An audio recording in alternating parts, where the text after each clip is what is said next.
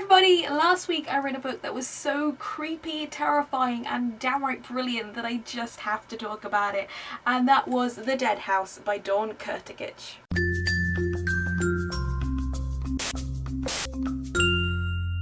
I've been hearing nothing but great things about this book for the last fortnight or so, and then last week I won a copy from Miley over at the YA Nightstand, whose blog I've linked in the description below. Go check her out, she's amazing. Thank you so much, Miley. And I was so excited to read it. I literally started it the day it arrived, read it in 2 days, and then wanted to reread it again as soon as I'd finished, because it is so good. Now this book has a pretty unique concept, so I'm going to try and describe it as best I can without spoiling anything. So on February 2nd, 2005, Elmbridge High School burnt to the ground in mysterious circumstances. 3 people died, 20 people were injured, and 1 person simply disappeared. That person was Carly Johnson, a student at the school and former patient at Claydon Youth Psychiatric Facility, which was situated nearby. Now, Carly isn't like other girls, because for 12 out of 24 hours every day, she isn't Carly at all. She's Caitlin.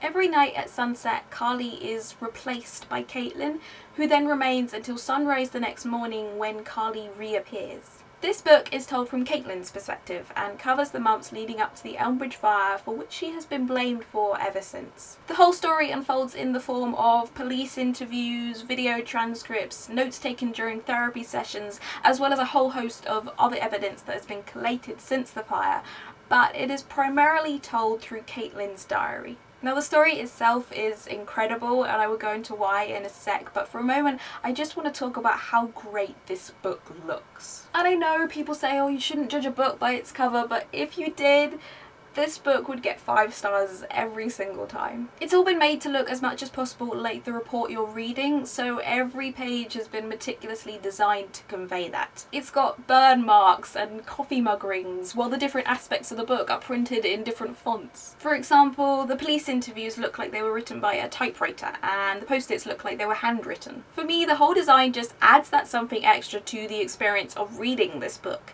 It helps immerse you into the story a whole lot more, and for a horror story, that just makes the whole thing all that more terrifying. And believe me, this book is terrifying. I really didn't expect it to be though, because of the whole way it's written. I've read other books that have been told in that kind of extract form that this book is told in, but I just couldn't get into them, and I feared it would be the same for this one. Plus, I just didn't understand how a book with little to no description could scare me, because in the past it's always been the books with the lengthy, vivid descriptions that have truly disturbed me. Oh, how wrong I was!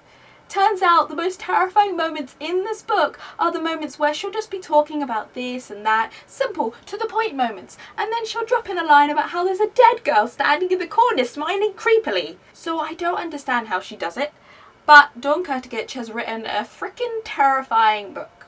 Just a side note before I go on, can I just say how underappreciated the YA horror genre is? Like, we need more horror in YA, especially if it's written as well as this book is. So as I mentioned before, this book is told from the point of view of Caitlin, and it makes for a really intriguing perspective because you're reading the book from the point of view of a character who is constantly being told she just doesn't exist. Every single doctor that Carly comes into contact with repeatedly tells her that Caitlin is a result of her DID, or dissociative identity disorder. And I mean, repeatedly being told you don't exist, that is enough to make anyone flip out. But on top of that, she is also being blamed for all this disturbing, crazy stuff that is going on around her, and, well, understandably, she begins to freak out a bit. Of course, it all makes for an incredibly clever storytelling device, because it leaves us as the reader to decide what we believe. Do we think that Caitlin is responsible for everything going on around her and that Carly is suffering from DID? Or do we believe her?